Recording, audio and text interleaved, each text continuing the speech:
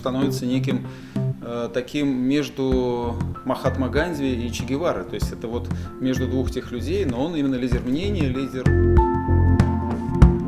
Определенный всплеск после последних, по-моему, выборов. Вот. Там была вообще просто волна такая мега-мега.